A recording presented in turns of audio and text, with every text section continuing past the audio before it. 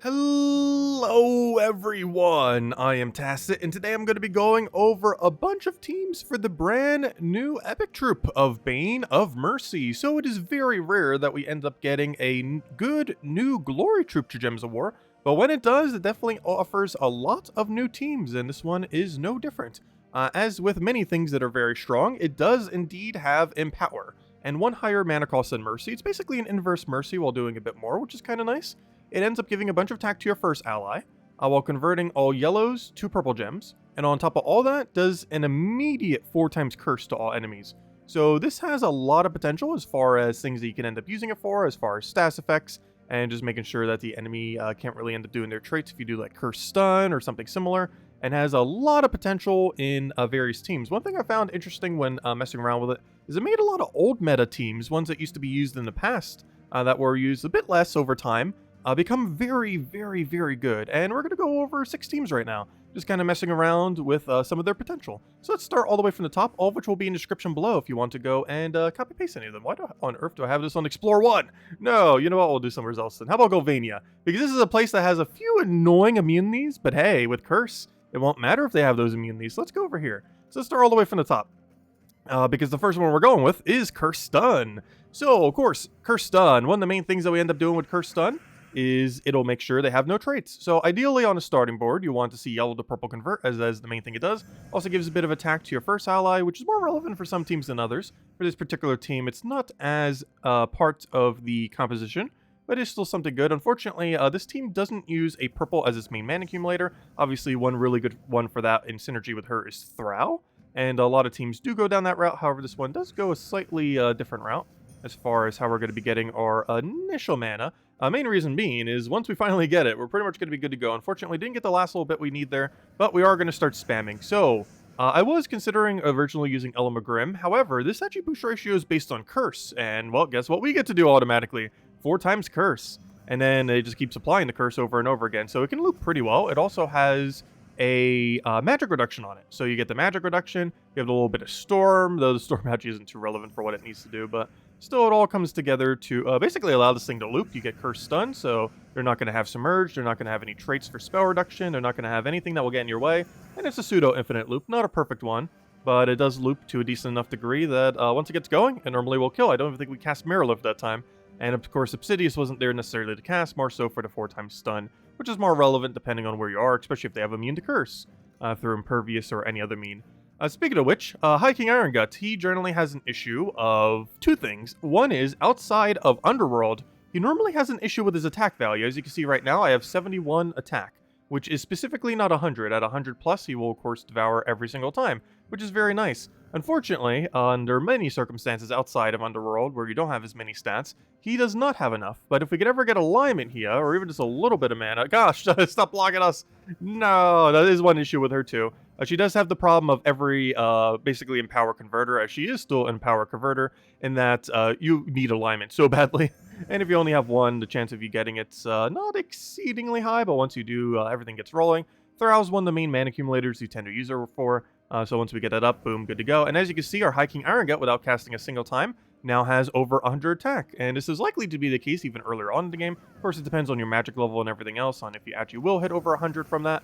But generally speaking, most people will, and even if you don't, you'll be really close to 100. And this does 2 things for him. The 4 times Curse makes it so you don't have to worry about immune to Devour. So even if they have immune to Devour off of Impervious or anything else, you can just devour them, boom, be good to go. And of course, it also gives you the attack. So what would have been not a 100% now becomes a 100%.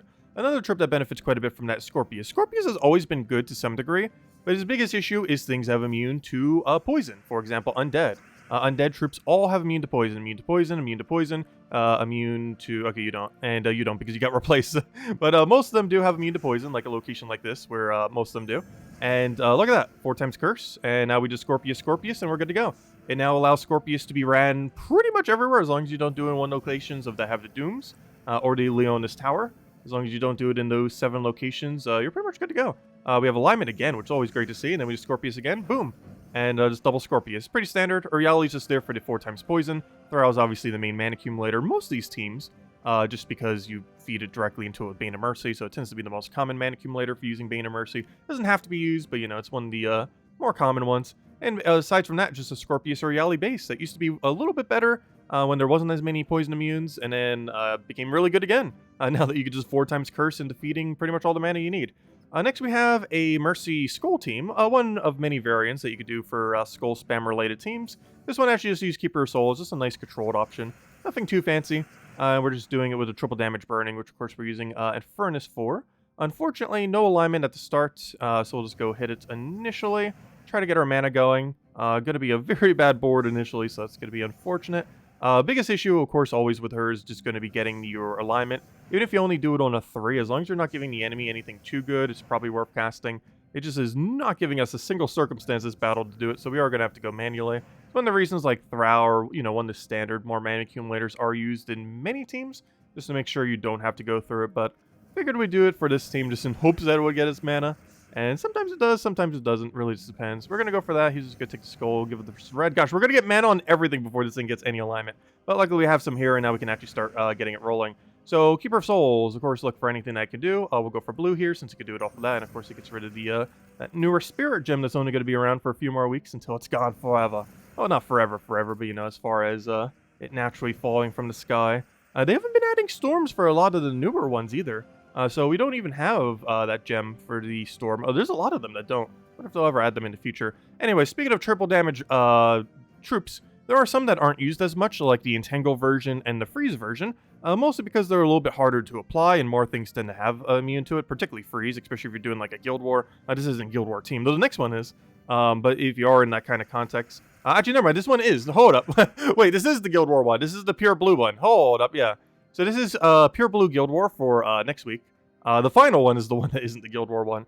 So, yes, you can actually run this for blue Guild War, and one thing that's pretty common during Guild War is the amount of immunes to freeze, as is one of the more common stats effects, so people tend to bring immune to it a little bit more often. So basically, this allows you to use Borealis, one that has always been kind of good, but it's just been hard to apply its freeze.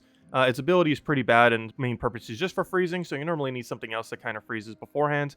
But otherwise, it's pretty good, at 65% reduction, immune to freeze itself, as well as triple damage to the frozen things, which is the main reason why it's used. But we basically just want to mana accumulate a little bit, get Zolgoth running, and pretty much just go from there. It is pure blue, so this is usable on a blue Guild War day, if you so choose. Of course, there are plenty of options also to use on blue Guild War day, but we might try it out. I definitely want to try to use at least Bane of Mercy on 1 to 2 days. I haven't actually made a yellow team yet. Who knows, maybe we'll mess with yellow team as well on next Guild War week. For now, we just made a blue one. And it does what it needs to do, pretty safely. Not necessarily the most quickest of teams you could be running for today, but it does get the job done. It's pretty tanky, covers pretty much all the ground you need. A little bit of a slow start, unfortunately, if you don't get the Bane of Mercy cast. Like right now, if we had Bane of Mercy, that'd be so good. We have such a good board set up for it. But it happens. Unfortunately, he's not frozen anymore, so at this point, I'm just thinking I'm just going to kill him with his Zolgoth. Though we are blocking him so many manas that I think we just blocked him more than we even mana accumulated for him right there. So we'll just have to poke him. Too bad we can't poke and then do the freeze. Let's see. If we can get this, if he lets us take the skull. He does! There we go. Oh, wait, no, but he transformed! Wait. I forgot he did the transform thing. I was like, we'll go freeze him and then go hit him with the triple damage. And then it's like, nope.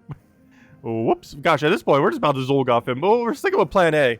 Let's just go get a Zolgoth to full mana and just kill this guy already. He's just going to keep transforming back and forth. It's going to be very annoying. He already dodged death once with it. But he cannot dodge an instant kill, followed by a second instant kill, so we'll be fine. Good old Zolgoth. There we go. Anyways, final team here. We have ourselves a, well, guess what? A Zolgoth team. This is pretty much standard Zolgoth. You can replace the weapon for pretty much anything you want. It's Thrall, Zolgoth, Empower. That Empower tends to be Leprechaun more often than not. However, this time around, it is Bane of Mercy. Of course, Bane of Mercy straight into the Thrall. Really nice combo for even the triple combo of Bane of Mercy, Thrall, Zolgoth. Really good combo as well. Pretty much however you end up wanting to run it. We don't actually need the curse initially here, so we're just going to go for a bunch of mana and then see if we have alignment after. If we don't, we'll just cast Thrall. And basically every turn we don't have alignment, we'll just do Thrall. And if we do, then we'll feed Zolgoth. But if Zolgoth already has mana, then cast Zolgoth. And you just keep repeating that until you win. Unfortunately, we don't have alignment here, but we do have Thrall, so we'll cast Thrall. And if he doesn't have full mana, we then cast him if we have alignment, which we still don't. That's so unfortunate. Well, I'll just take a purple then. This boy is just going to be a spamming Thrall, it looks like. Bane of Mercy, come on. You didn't even get to do anything this fight. No, that happens. Sometimes you just don't get the alignment. Same issue every converter has. Luckily, otherwise they'd be way too broken if they didn't have that issue. You can even see it sometimes with double and triple empowers in Guild War, where they just do not like to get their alignment sometimes. I don't know. Let's see if we can get one with alignment. So we can get that nice quick win. with the good old Zolgoth. And, of course, the Throw for backup mana accumulation. Come on, there we go. That's the starting board you want to see. That is the exact starting board you want to see with a team like this. And, of course, one of the benefits of having 4 times Curse with a Zolgoth, if you are going down that route, is it does allow you to apply all the burns. And, oh gosh, that's the exact thing you want to see. No, that's what the team's supposed to do. But, of course, it doesn't even matter if they have immune to freeze or burn, because, well, you just curse them. So even if you're in a kingdom that has a bunch of immune to burns, a bunch of immune to freeze, it almost doesn't even matter anymore. And gosh, some of the merchant offers are so bad. Come on, you have so much good stuff. Don't give us the bad things. At least it saves us gems so we don't keep burning through them.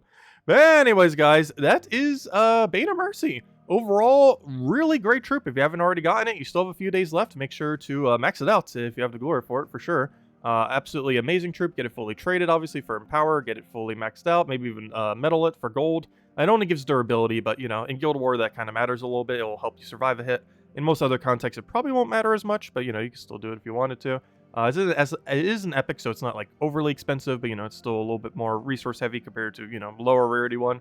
But overall, very, very great troop. Highly advised using, and one of the stronger, if not the strongest empowers in the game. I haven't even really tested yet, like, double empower teams, so we'll probably see that starting to pop up in Guild War days. Obviously, most notably either on countering Yellow Day or on Purple Day. Either on Yellow Day to deny Yellow, or on Purple Day because everyone's running Purple books these days, or, you know, all the colored books. So we'll probably see it on those 2 days, Yellow and Purple. Yellow for denial, Purple for book.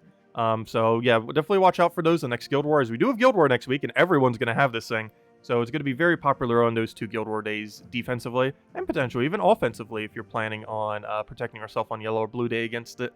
Could potentially do that as well, particularly since on Blue Day you also have to deal with Zolgoth, so they might build into a Zolgoth build and stuff like that.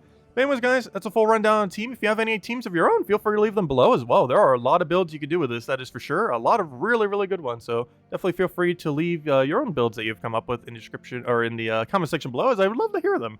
As I still, after like 5 days of testing this thing, I still don't feel like I've tested everything with this thing. It's one of those things that comes in and just like really has a lot of options. Of course, a lot of glory troops come and go. It's like, yeah, they're okay. Maybe we'll use them on occasion. But this is definitely something you'll use a lot if you want to. Of course, you don't have to, but there's definitely a lot of options going forward that this can do with its mana accumulation into Thrall, into Zolgoth, into obviously 4 times Curse. So you can apply a bunch of various effects. It's just really, really good. And definitely a troop to keep an eye on going into the future. Anyways, guys, I hope you all have a wonderful weekend, a wonderful week, and I'll catch you guys later. Goodbye, everyone. Thanks for watching.